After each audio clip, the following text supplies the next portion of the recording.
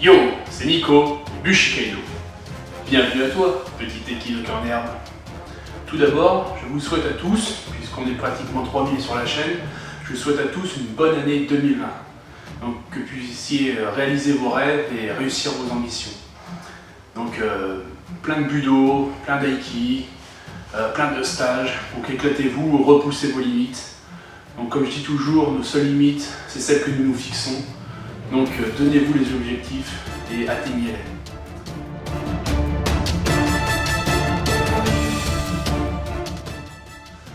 À la demande de Yann, on va travailler donc, quelques techniques sur le tanto.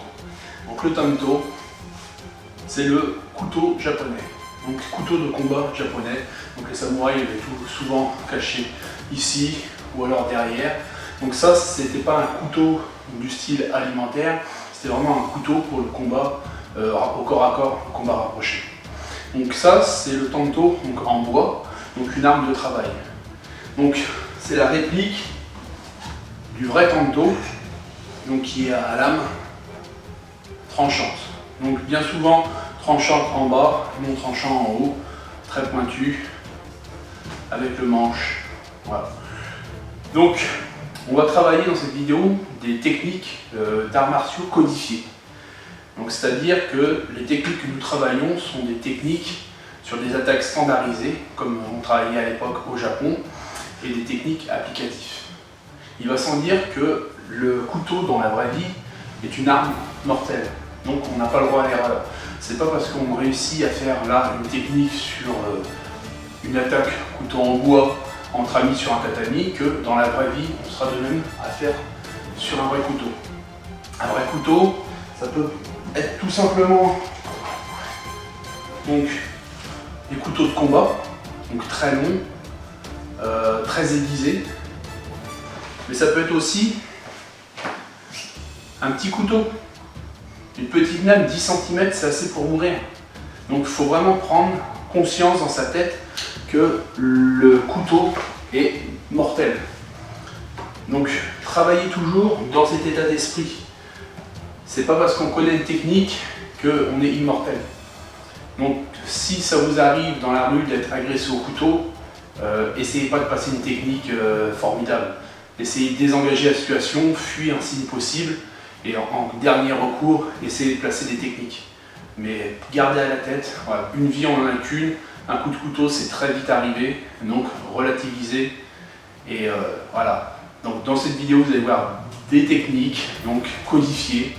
Donc voilà, c'est pas les techniques de la rue, c'est des techniques codifiées sur attaque au couteau avec les principes que nous étudions en Aiki. Donc voilà, j'espère que cette vidéo vous plaira.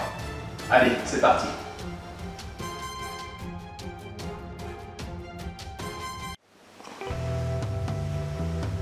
Gokyo sur attaque Yokomen au tanto.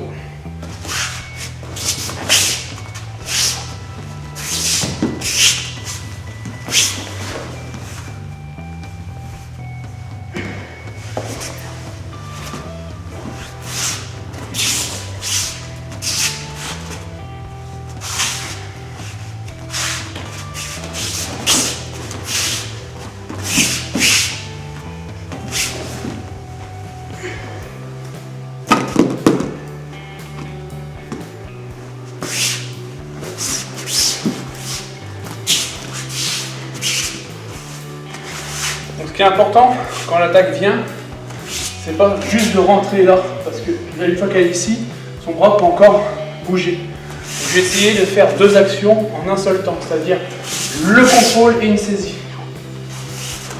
Je peux pas aller directement à la saisie, parce qu'à l'impact, mes doigts risqueraient de casser. Donc je vais me servir de mon premier bras en Tekatana dans le creux de son bras, et tout de suite derrière, la saisie. Je réinverse. Et là, je suis comme un Ikkyo. Donc, pour rappel, le Ikkyo, il est dans ce sens-là. Les deux mains sont posées. Là, je vais avoir une main à l'envers, une main dessus. Donc, une main en pronation, une main en supination. Et là, je fais comme un Ikkyo. Hein, je vais remettre au sol. Pour faire le premier contrôle, je vais faire un Ikkyo. Donc, remonter l'avant-bras, ce qui va provoquer une douleur et de sa part une rétractation du coude. Donc, je m'en sers pour replier. Et là, j'appuie sur son coude pour exercer une pression pour ouvrir la main. Et là on peut rentrer. Sur la deuxième que j'ai faite, immobilisation Ikkyo, mon pied vient, donc là j'immobilise toujours le coude au sol pour pas qu'elle se relève et mon talon vient taper dans son pouce pour pouvoir faire lâcher. Donc ça va quand l'arme est de ce côté là, si l'arme était dans l'autre côté, je ne viendrais pas venir taper du côté où il y a la lame. Là je ferai celui qu'on vient de travailler, 1, 2, pour pouvoir le récupérer.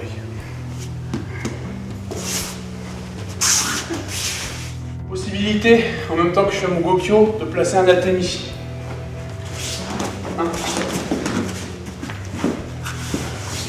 Comme le corps est en hyper extension, ça ouvre tout de suite.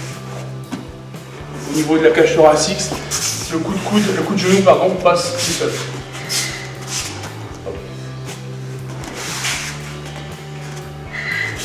Blocage Atemi.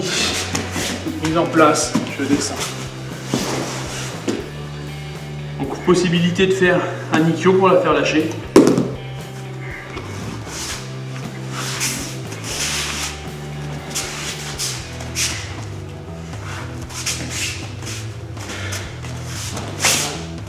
Quand je fais mon mouvement, je fais un grand mouvement vers le haut. Je ne fais pas un mouvement sur moi, au niveau, bien sûr, de la carotide. Je fais un mouvement extérieur pour pouvoir descendre. Donc là, on a vu le mouvement en montée. Mouvement en ouvrant. Ça va emmener. Descendre.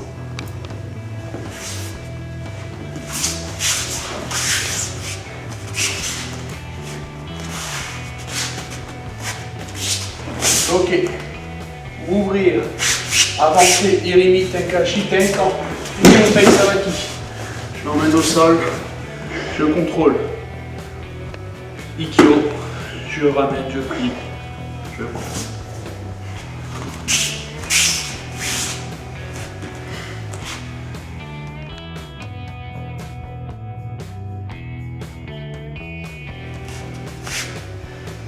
Donc défense sur attaque Tsuki. Il ne faut pas que j'essaye de l'attraper au vol. Parce que bien sûr, soit je vais attraper la lame, ou soit quand on va repartir, avant de cisailler la main. Donc il ne faut surtout pas essayer de choper quelque chose au vol. Moi ce que je vais essayer de faire, ça va être de contrôler ce coude. Au moment où elle revient pour réarmer, là je peux saisir le poignet.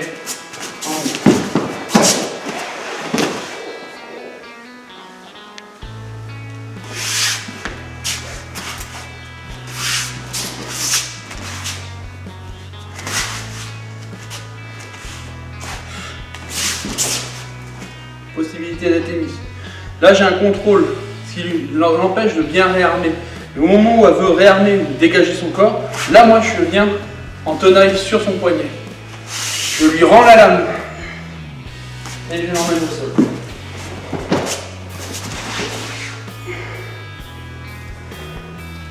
Il est important de retourner la lame vers elle et non pas vers soi.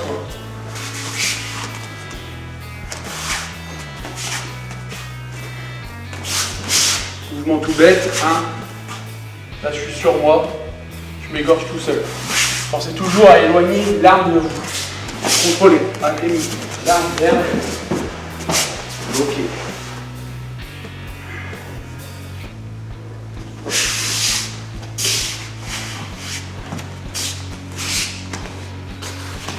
De base au couteau, on part toujours sur une immobilisation.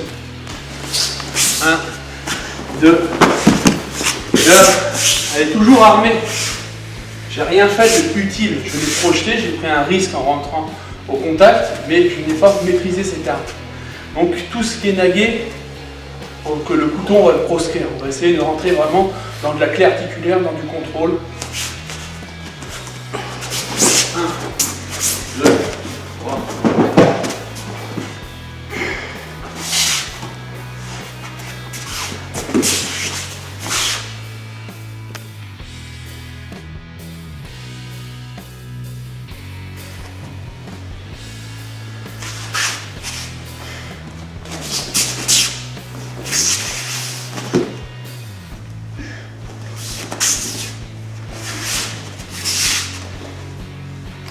Sur attaque Shomen, Quand on prend à l'intérieur, on rentre atteignit. Je prends un contrôle au niveau de son avant-bras pour essayer de repousser l'arme. Donc je ne vais pas chasser parce que l'arme va revenir. Je vais justement mettre ma main pour éviter qu'elle revienne sur moi. Atteignit, saisi au niveau du poignet. Je lève la pointe vers le haut et je rentre mon Jikimosei. Toujours cette lame loin de moi, pas sur moi, loin. Et là tu peux rentrer.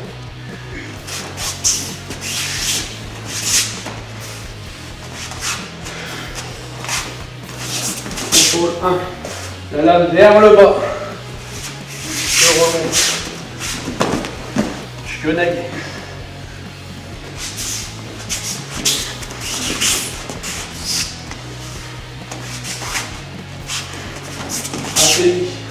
Contrôle, lame vers le bas, pas sur moi, loin, je remonte, je descends. Je contrôle toujours cette main dangereuse, je la plaque au sol. Là, je peux descendre. J'ai un contrôle aussi avec le genou dans les côtes. Atteignit, blocage, je ressors.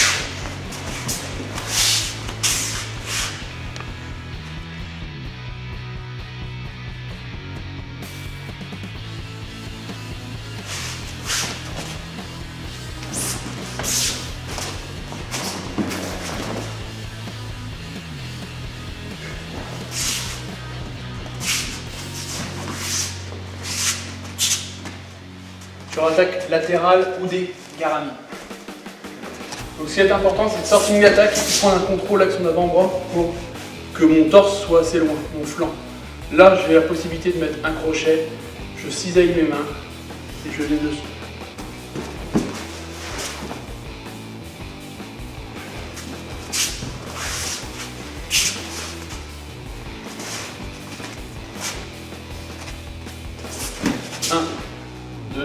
Et là, je vais venir couper.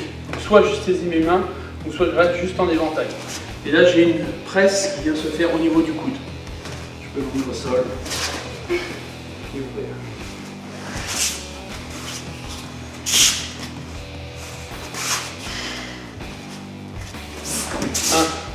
1, 2. Donc quand je suis ici, je viens verrouiller sur le coude. Torsion, je rentre la lame dans son dos.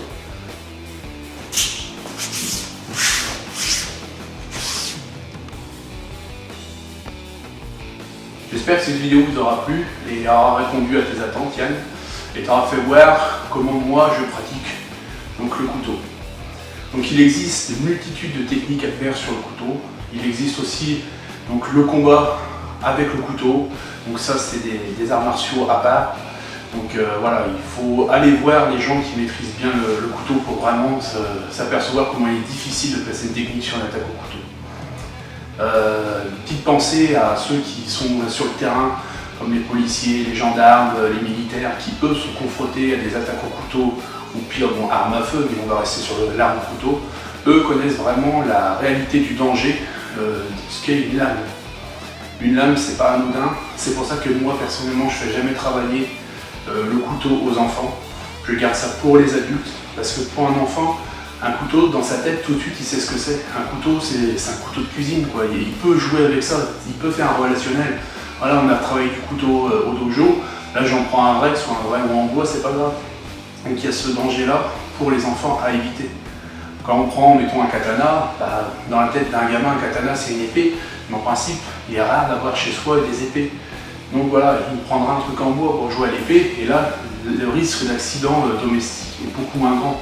Par contre, un couteau, tout de suite, ça lui tique dans la tête, il sait ce que c'est un couteau. Donc c'est pour ça que je ne travaille pas le couteau avec les enfants, il y a bien d'autres choses à travailler avec eux. Il faut toujours garder à l'esprit que c'est une arme. Une arme, voilà, même si la lame est courte, elle peut être mortelle. Et à certains endroits, donc les experts savent exactement les endroits où rentrer la lame, 3 cm c'est suffisant pour mourir. Donc voilà, gardez bien à l'esprit, l'arme c'est dangereux. Ainsi s'achève cette vidéo sur le tanto. Donc n'hésitez pas à partager la vidéo, mettre un pouce bleu, liker, comme ça le référencement de la vidéo augmente. N'hésitez pas à mettre un petit message, donc, comme le font certains, des messages d'encouragement, ou alors des messages pour demander à ce que je traite d'autres vidéos sur des principes, des bases, voilà. Donc n'hésitez pas à vous faire plaisir dans les commentaires. Et voilà, j'espère que ça vous aura plu. Et c'était Nico du Bushikaido et à bientôt sur les tatamis.